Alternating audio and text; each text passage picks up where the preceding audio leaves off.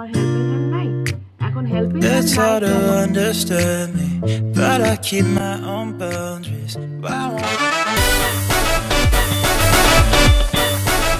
Hello আসসালামু আলাইকুম আমার সকল বন্ধুদেরকে অনেক অনেক ভালোবাসা জানাচ্ছি welcome back to my another blog আজকের পর্বটা একটু অন্যভাবে সাজিয়েছি কোয়েশ্চেন অ্যান্ড অ্যান্সার রাউন্ড একটা আপু আমাকে খুব সুন্দর একটা কোয়েশ্চেন করেছে তো সেই আপুটাকে আমি আমার অ্যান্সারটা দিচ্ছি যে আমি কি কারণে এই কাজটা করি না বা এই কাজটা করি তো আমি ডাইনিং রুমে কথা বলছি এখন অনেক গরম ফ্যান অফ করে আসলে আমি ভয়েসটা দিচ্ছিলাম তো ফ্যান অফ করে দেওয়ার ফলে খুব ঘেমে গেছি বিধ্বস্ত লাগছিল তো সেই চেহারাটা একটু ইগনোর করে আমার কথাগুলো একটু তোমরা মনোযোগ দিয়ে একটু শুনো ভালো লেগে থাকলে একটা লাইক এবং কমেন্টস করে পাশে থেকো আর নতুনরা চ্যানেলটিকে সাবস্ক্রাইব করে বন্ধু হয়ে যেও সন্ধ্যায় একটু নাস্তা করে নিচ্ছিলাম যে সিঙ্গারা পুরি আলুর চপ এগুলো অ্যাজ ইউজুয়াল সন্ধ্যার নাস্তা এটা হচ্ছে আমৃতিটা নিয়ে এসেছে আমার হাজব্যান্ড এগুলো আমি এই টাইপের একটু শুকনা মিষ্টিগুলো খেতে বেশি পছন্দ করি ছোটোকালে মিষ্টি একদমই খেতে ভালো লাগতো না তখন এই যে বালুশাই আমৃতি মানে সন্দেশ এই টাইপের শুকনা মিষ্টিগুলাই খেতাম যদিও বড় হওয়ার পর রুচি অনেকটা চেঞ্জ হয়েছে এখন মনে হয় সব ধরনের মিষ্টি আমি খেতে পারি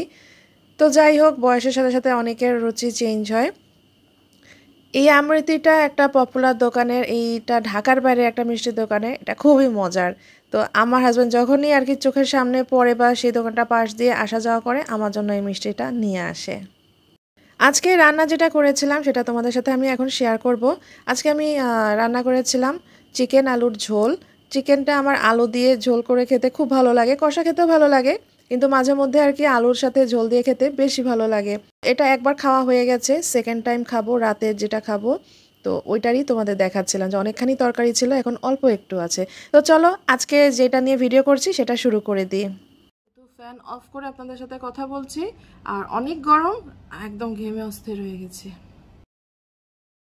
চলেন আজকে একটা কথা বলি আমি যখন রান্না বা এগুলোর ভিডিও দিই আমি তো বলি আমার হেল্পিং হ্যান্ড নাই এখন হেল্পিং হ্যান্ড নাই কেন এটা আমাকে এক দুজন আপু জিজ্ঞেস করেছিলেন যে হেল্পিং হ্যান্ড রাখো না কেন আপু তত তোমার সুবিধা হবে একা একা এত কাজ করো হ্যাঁ আপু আমি হেল্পিং হ্যান্ড আমার ছিল একটা সময় কারণ আমি একটা সময় কিন্তু বাসায় থাকতাম না হ্যাঁ আমি কিন্তু জবও করতাম আমি হচ্ছে বিএসসি ইঞ্জিনিয়ার তো আমি যেই কোম্পানিতে চাকরি করতাম দেখা যেত আমার সপ্তাহে আর কি একদিন ছুটি ছিল শুক্রবার ছুটি ছিল তো সকাল 7টার সময় 7:10-এর দিকে আমার বের হয়ে যেতে হতো মানে ঘুম থেকে উঠতে হতো অলমোস্ট 5:30 6টা হ্যাঁ 6টায় উঠলেও হয় কিন্তু ঘুম ওই যে আগে ভেঙে যেত ওঠার একটা টেনশনে তো 7:10-এর দিকে আমাকে বের হয়ে যেতে হতো কারণ খুব দূরেও ছিল না আমার অফিস কাছেও না তো রিক্সা দিয়ে মোটামুটি যাওয়া যেত এই কারণে তো রিক্সা পেতে হবে রিক্সা জোগাড় করে যাওয়া আবার অনেক সময় পথে জ্যাম পড়ে যায় ওই যে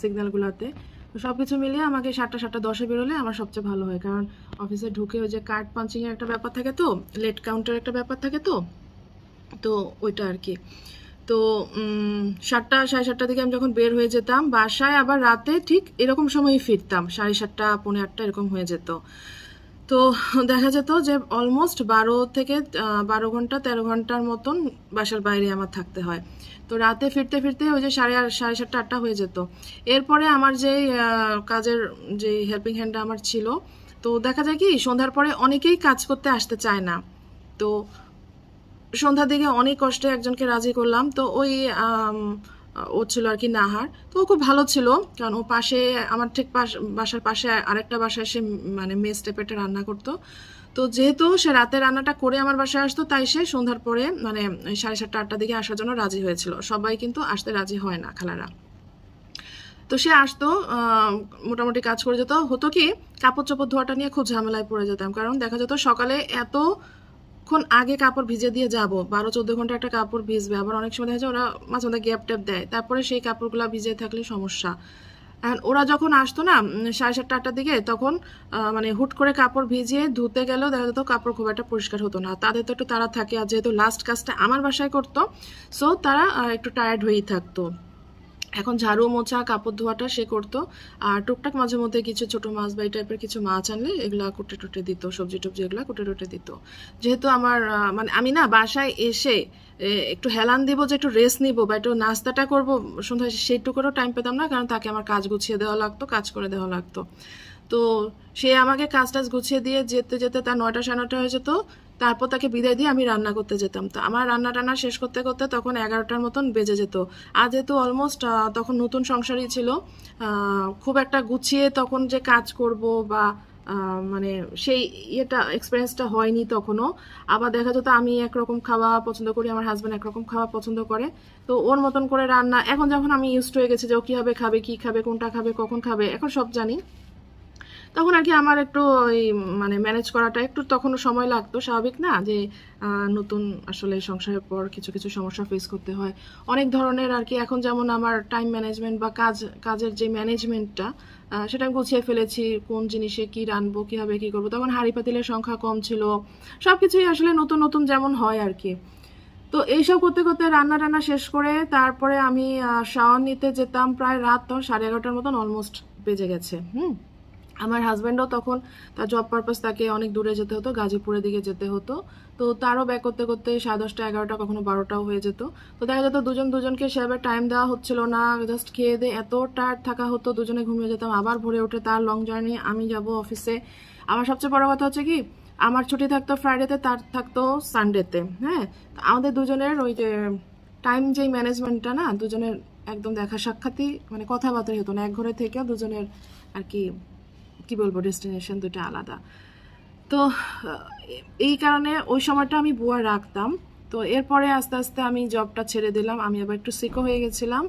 আর দেখা যাচ্ছিল যে এতটা অসুবিধা হচ্ছিল, এই যে তারপর বাজার হাটের একটা ব্যাপার থাকে না, বাজার হাট।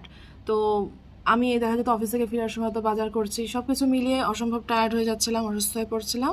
তো একটা সময় আর কি আমি আমার এই জবটা ছেড়ে দিলাম। তো ঠিক আছে, কয়েকদিন গ্যাপ নিই, তারপর আবার দরকার হলে আবার জব শুরু করব।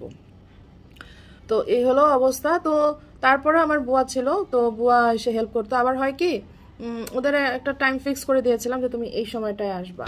তো দেখা যেত অনেক সময় আসতো না। একদিন হয়েছে আমি কাপড় টাপড় ভিজিয়ে রাখলাম, তো সে আসেনি। হ্যাঁ, আমার আবার রাতে একটা দাওয়াত আছে। তো আমি এখন এতগুলা কাপড় ধুবো নাকি দাওয়াতের জন্য রেডি হব, তো খুব আর কি ঝামেলা হয়ে যাচ্ছিল। তারপরে আমি করলাম কি, রাগ করে আমি ওয়াশিং মেশিন কিনে ফেললাম। তো এরপরে ওয়াশিং মেশিন কেনার পর বিশ্বাস করেন এত সুবিধা হয়েছে আমার, এত সুবিধা হয়েছে। মানে আমরা কিন্তু কাজের লোকদের উপরে ডিপেন্ড করতাম মেইনলি আমি আর কি কাপড় ধোয়াটার জন্য। তো ঝাড়ু বা মোছা এগুলা কিন্তু খুব একটা কষ্টের না। ঝাড়ু তো দেখা যায় আমার দিনে এমনিও 2বার দেওয়াই লাগতো। হ্যাঁ, যদি বাসায় থাকে আমি দিনে এমনিও 2 বা 3বার ঝাড়ু দেওয়াই লাগে, কারণ অনেক ধুলামলা আসেই। আর মপ যেহেতু আছে, মপিং করে নিলেও কোনো সমস্যা হয় না, করে নেওয়া যায় এটা। তো কাপড় ধোয়াটা হচ্ছে কষ্টের ব্যাপার। আর যেহেতু জিন্সের প্যান্ট এগুলো অনেক হার্ড কাপড়, তো এগুলো বোয়া ছাড়া আসলে হয় না। তো ওয়াশিং মেশিনটা কিনে ফেলার পর এতটাই সুবিধা হয়েছে, এরপরে আমি আর ওই যে মেয়েটা আসে নাই মানে কাজের, তো তাকে আমি তারপর না করে দিলাম যে থাক, এক এক দিন এক এক টাইমে তুমি আসবে।